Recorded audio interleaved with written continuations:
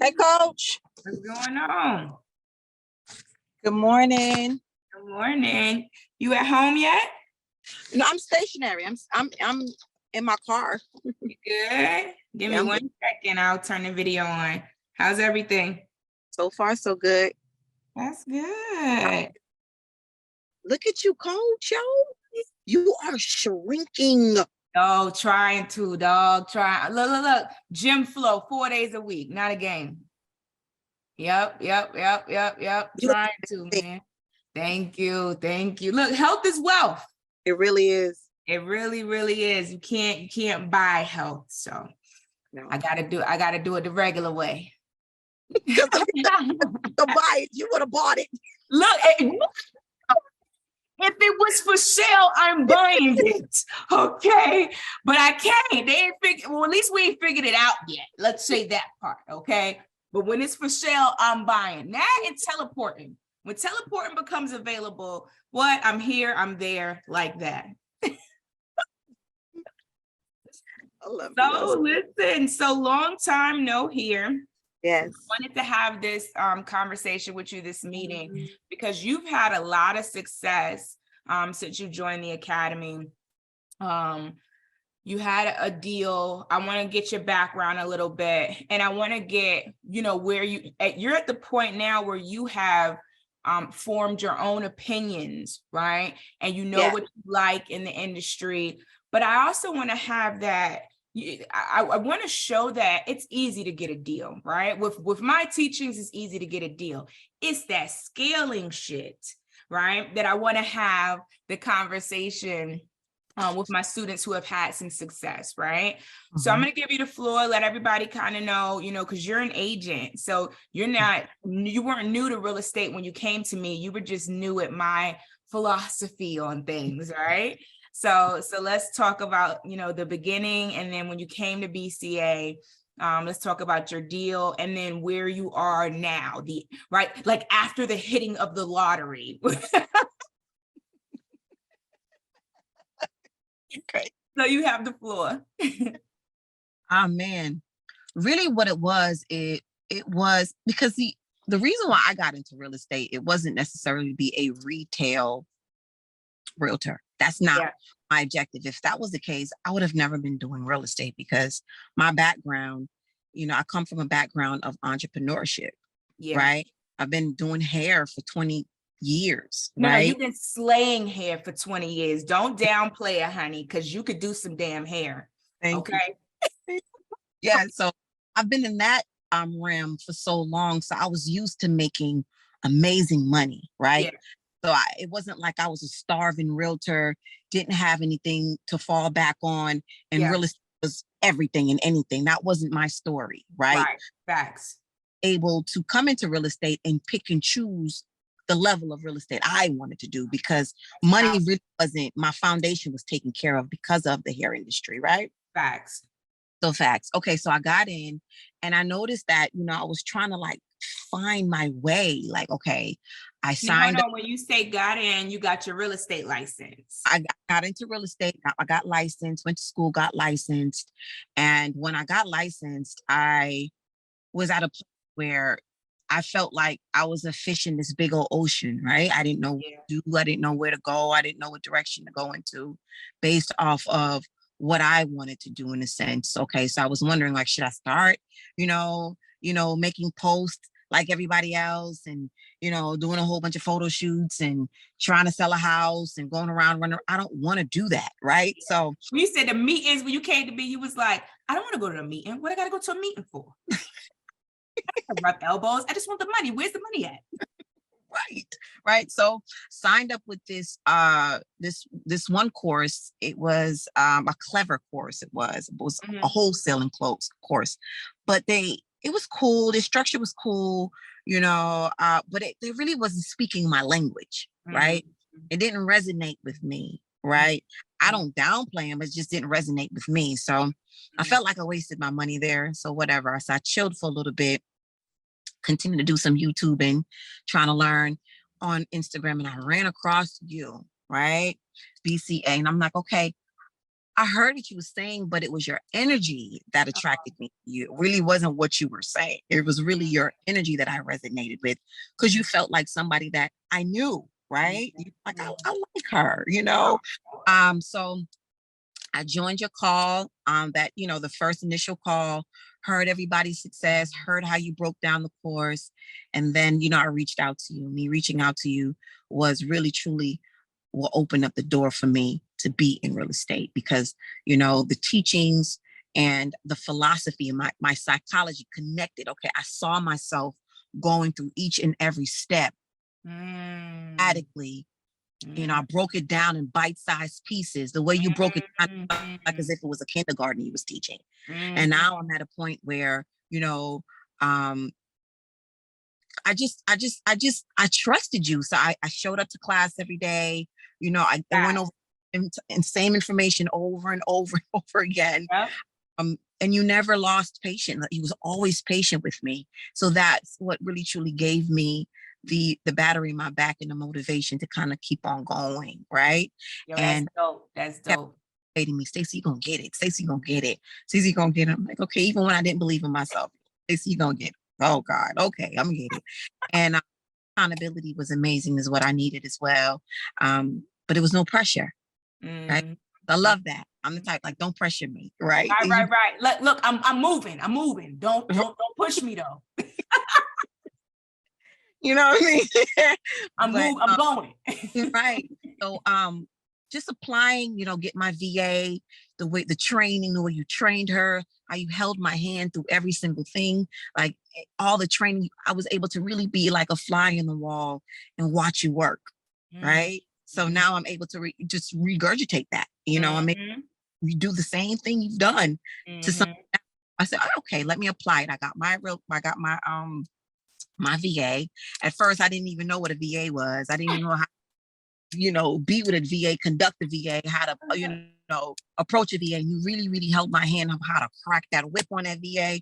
Once I got that whip, baby, it was on. Okay. Night and day, facts. Again, because I wasn't used to that. I'm like, oh my God, I was say that to her. Yeah. Straight like that, no chaser, straight shot. So now that I got my VA going, I know how to properly, structure my business. She knows what's expected of her and from her. It was smooth. Boom. Yeah. Call out, she was doing the cold calling every day. She was good. She was good. Yeah. She was good. But we did have a cold caller. Go ahead. It was a time of the market. The market was sweet. It was a time of the timing where people wasn't receptive. So she was getting a lot more no's. But right now, I'm sure she's getting a lot more yeses. Oh, yeah. But even with that market switch, right, and being receptive, the consistency, and then also, so we had a different VA at first, right? And we tried him out and we like, nah, we got to cut this guy off. And that's in business, right? If they can't conform to our philosophy, the Billionaire Creator Academy way, then they got to go. You feel what I'm saying? And sometimes I have to ask the VAs, because there was one guy that just sent an offer. He was like, well, I was thinking this. So I let him finish. And I was like, cool. How much you sent the offer for? Well, I sent it for $300,000. Do you have $300,000 to wire for this house? No, I wish I did, but you do not. Okay, so we're going to do it our way and not the way that you want to do it, because you don't have the money to wire for this house, right? So you have to kind of conform their thinking. But we found her. She was great. But in addition to that, right, she still found a deal even when everything was transitioning, right? She found a deal. So let's talk a little bit about that deal, because we kind of laughed about that distress situation, right, with that seller. So let's talk about that deal that she did find. Right. So it wasn't necessarily, the house was in Roswell, Georgia, right? I wanted to buy it, mind you. I wish I'm so mad at myself. Like, I really am still kicking myself in the butt. It's so funny that you say that. So we're going to circle up and we're going to end that way, because I'm doing these meetings now. I'm going to send you guys awards, but I really need to understand the where I can plug the holes where the disconnect is with scaling, right? So we know this can be done. If it could be done once, it could be done 100 times.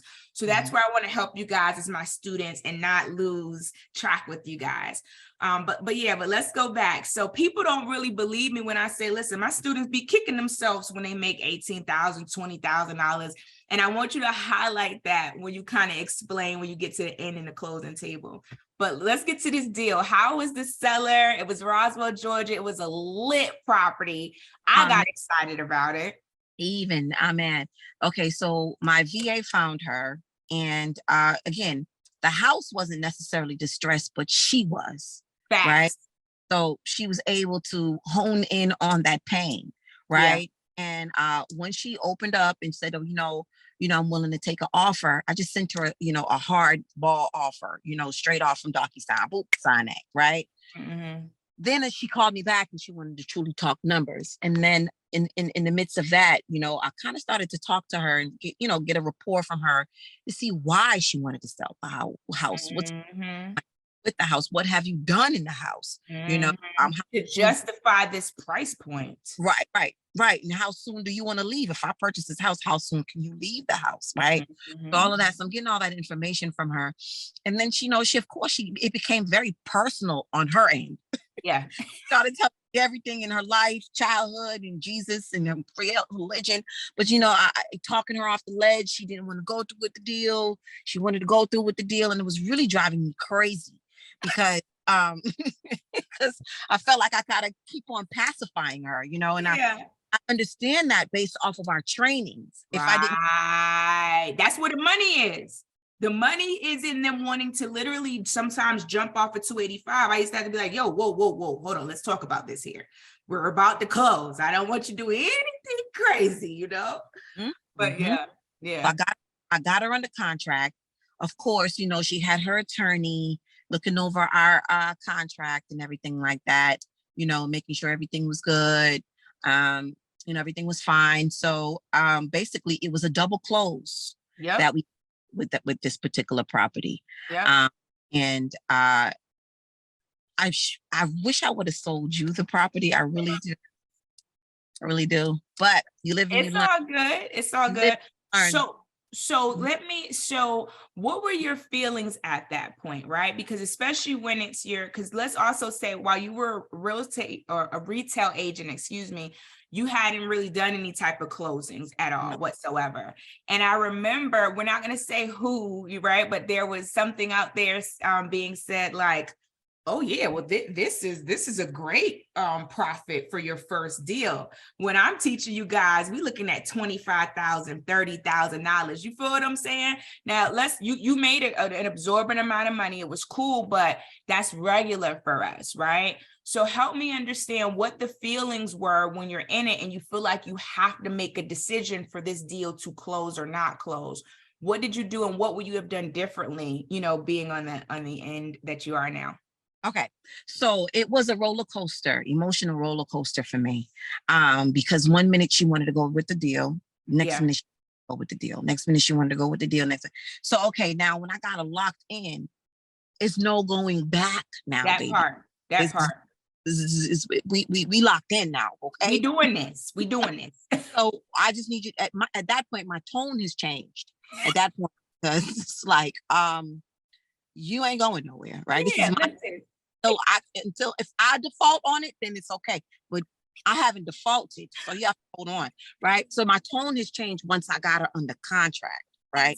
Before that's me. You is the memorandum signed? She ain't going nowhere. Not without you making your profit. She not. Go ahead. Right. So I got her through, and I decided, because I was with a broker, that her niche is, wholesaling and off-market properties. She was able to get a buyer for me really, really fast, right? Her buyer was her clients, right? So what she did was with a double close, right? Because I was still a little. It was your first deal. I really was, okay, boom. And then it started to go really, really fast because the buyer was there.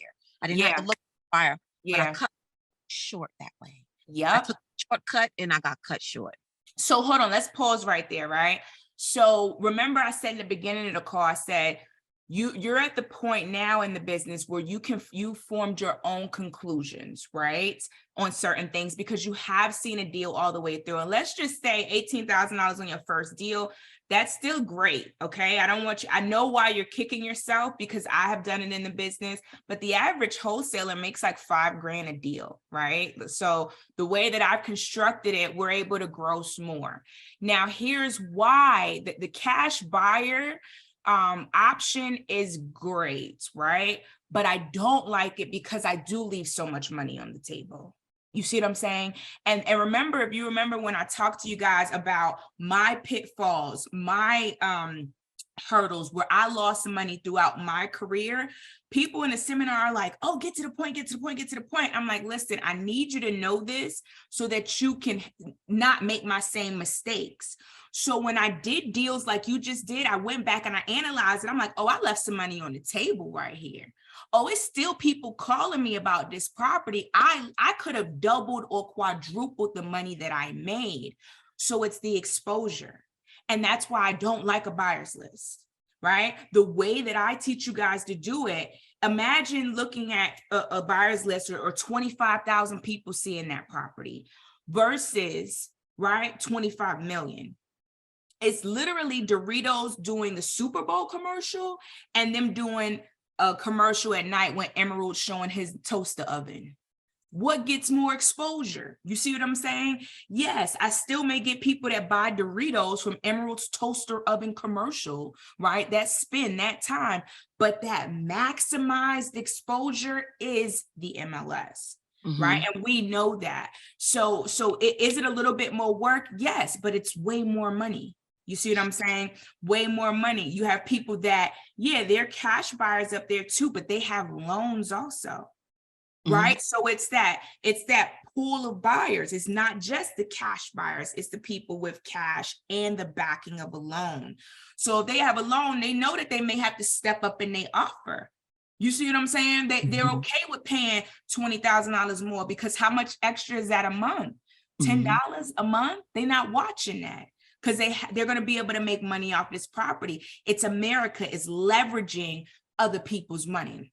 So I want to put my property in front of people who help with other people's money, right? Because I make more for the property. So that's how I've learned. Yeah, if doing 5 deals, right, my way is like doing 20 deals the cash buyer's way. So I work less and I make more money. My mother taught me work smarter, not harder. You see what I'm saying?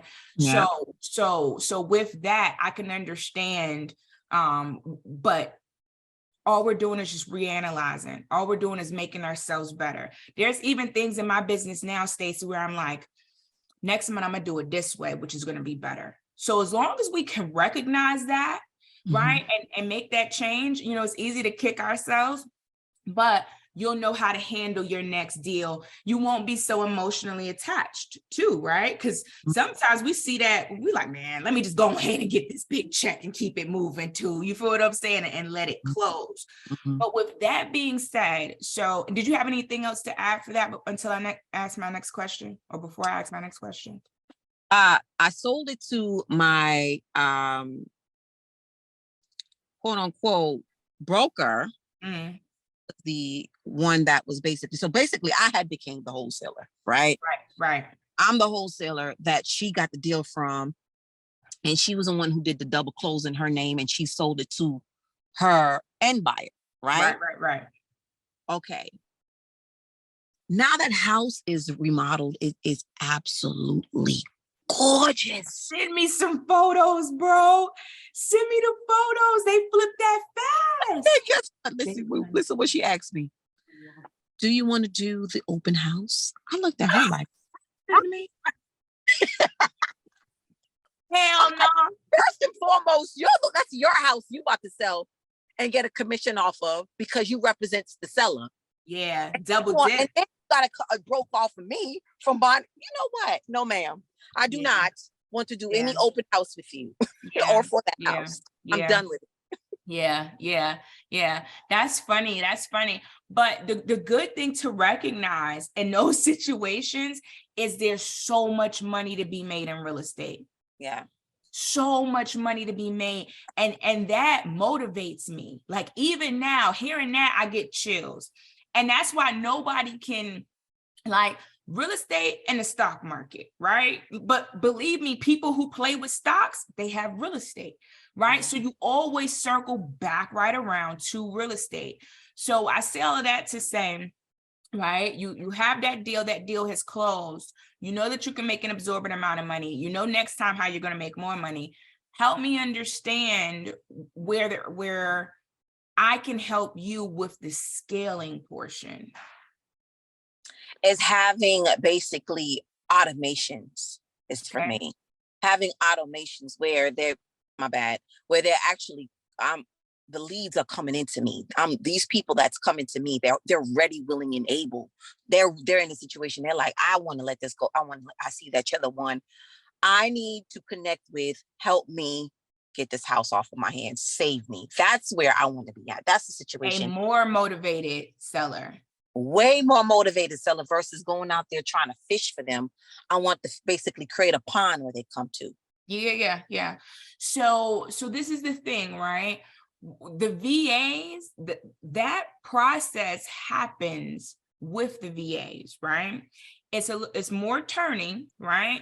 But for an example, you had a VA, but you were the acquisitions manager.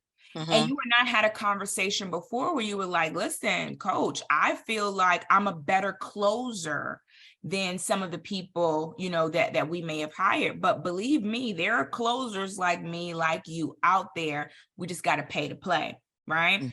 So what's the reservation, I guess, is my question, of getting it out the mud, doing it the way that you did it. You know that you can get a deal. It may be slower, but let's say if we multiplied 18,000, let's just say 20,000. Let's say we multiply 20,000 times 4 times, right?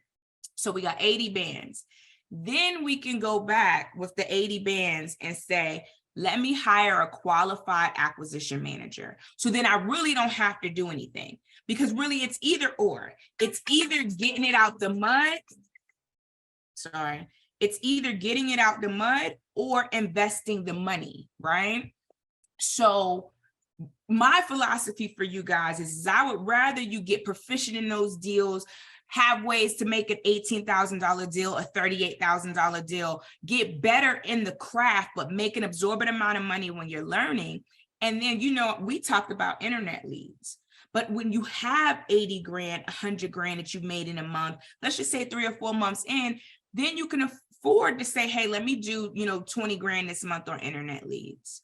Let me commit to that for the next 3-4 months, no matter the market situation, because that's the more motivated seller that you're looking for. Because they go online and they like, I need to sell my house now. I need to be out I can move in 2 days. I had people tell me that.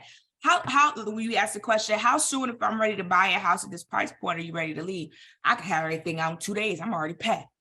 I'm like, all right, that's what I want. That's what I want to hear. Right. So there's definitely that transition, but we got to pay to play, you know what I'm saying, so to speak. So what's the reservation though with doing it the way you were doing it and building that bank up and then transitioning to that? Being consistent and creating a budget. Yeah. Being consistent and creating a budget, juggling life and juggling all going on. I think that's what, it's either you're gonna, do sweat equity or you're gonna do it this way. Right. So I have been, been doing it the sweat equity way, where I have been doing the calls. I have been below, and I have been, working with Mojo and actually making the calls. But my obligations is spread so thin, right? And so broad. So it's hard for me to get on the phone every single day and call 5-6 hours. You need a VA, bro. You need it. Like that's just you need a VA. You need one, at least one. You need help. I do. I need to get back to that. I do. I need that because that's how I got my deal. You see what I'm saying? So it's like, it sounds good. Well, I could do this myself. Nah. Yo, I got like 50 employees, bro. And I gladly stroke that check and send that wire every single day or every 2 weeks, because I couldn't do it to the magnitude that I'm doing it without that. Like literally you make the money because they are doing their job. You feel what I'm saying? But we got to see the value. And one of the things, Via, you laughed about when you had the deal, I was like, cool. So we could take some of that budget. You know me, I'm thinking the next, I'm like, let's take some of that budget. You was like, yo, coach, that's gone. We done. You said, I done spit that bread. I was like, listen, I don't judge, bro, because that's me too. Look, before it even hit the account, I done figured out where that shit gonna go. Yes. Exactly. So I need to get, like you said, I need about 2 or 3 of those just to get me ahead of the game. Because, like a lot of us, we're playing catch up, coach. Real talk. So, that's just reality of it. So, it sounds amazing because it is. Yeah. I'm the proof. It's amazing once you have all these systems in place. So maybe it works for you. But, it's the part of, being responsible and being able to juggle that large sums of money and not feeling like, okay, you have to allocate it, and you have to allocate it out, and you have to have, okay, this is a budget for this. Yeah, the money's XYZ, but that's not really what it is. You know what I'm saying? Ain't that crazy though? Because it's so funny, because I used to be like, yeah, when I make 20 bands a month, I'm gonna do this, I'm gonna do that at 240,000. Woo, woo, woo, woo. It don't go like that. It do not go like that. Because like you said, you got obligations, you got advertising costs. You feel what I'm saying? Don't get me wrong. Anybody who's, listening to this for motivation, we are blessed, right? But at the same time, it's like you said, Biggie told us, more money, more problems. You feel what I'm saying? You have the bigger obligations. But what I will say is this, right? It has to be a situation, Stacy, where you're saying, rain, sleet, hail, or snow, I need this. You feel what I'm saying? That's how I am with the employees. I have to have them. I have to have these systems in place. There is no cutting costs. There is no cutting the VA. You feel what I'm saying?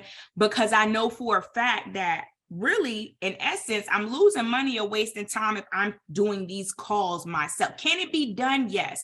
I remember we went through the whole phase where I showed you guys I was making calls on Mojo, and I closed a couple deals just from that pilot test, right? But if I had someone else doing those calls, how much more money could I have made using my skills doing something else? So it's like you said, you a hair slayer, right? If you slaying hair, you making your bread, and you're refreshed and rejuvenated to do that, and somebody's bringing in the real estate bread, that's the real generational wealth that I want for you and your family.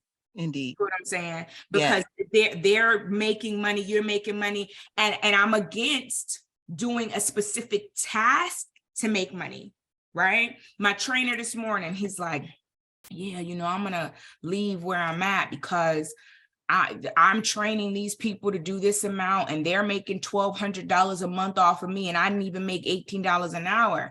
I said, that's the game. That is the real flex. When we're paying someone lower, right, and we're able to make an absorbent amount of money and do something else that's bringing in bread too. So what I would challenge you to do is get that VA back, right? Make sure that you interview them. Make sure that they're all the way up to par. Get them to start making those calls, and let's just plant the seeds, because the hardest thing to do is to start the momentum. Yes. And the momentum is what's now lost though, right? Well, right. Not lost, but we got to build it back. We got to slow down. Yes. My moment is still moving, because again, I'm making my calls myself, but it's still like the momentum has definitely, declined. Yeah.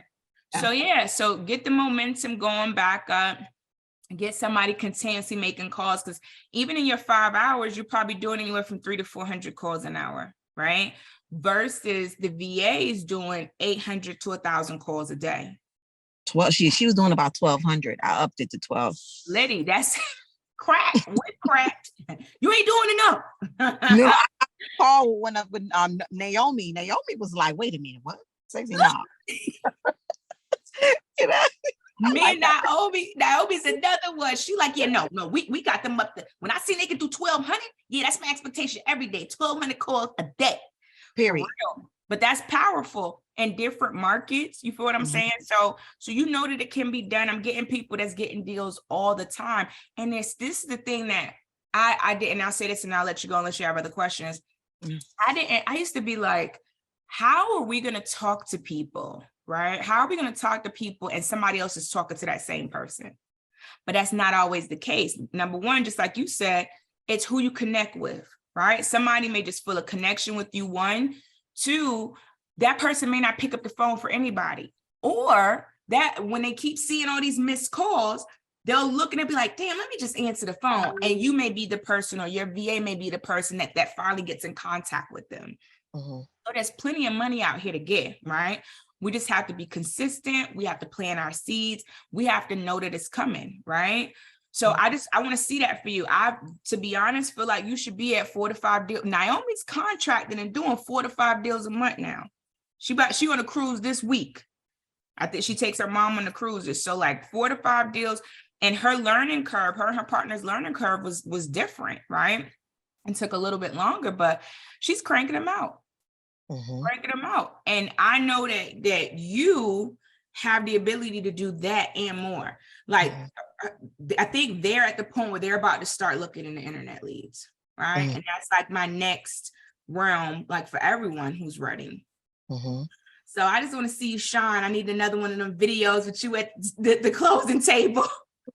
Oh yeah, yes. Okay, Coach, I needed this call. So I love you. Love you so much. I'm always talking about you. Aww. When you sent me that message New Year's, I was like, welling up and stuff. But look, you're gonna be on the next YouTube episode. We're gonna be talking about this in depth, talking about scaling. So I would love for you to, have made some calls, things like that, maybe hired your VA. So I could take you out, right? We'll go and have a dinner and some drinks and just go over everything, man. Yes, indeed. All right, cool beans. You got any more questions for me? No, I'm gonna send you the finished product of this particular house. I'm gonna send it to you. I'm gonna tag you in the post so that way. Say that. All right, say less. Love you. Hug your boys. All right. See you soon. Come on. See you soon. Bye.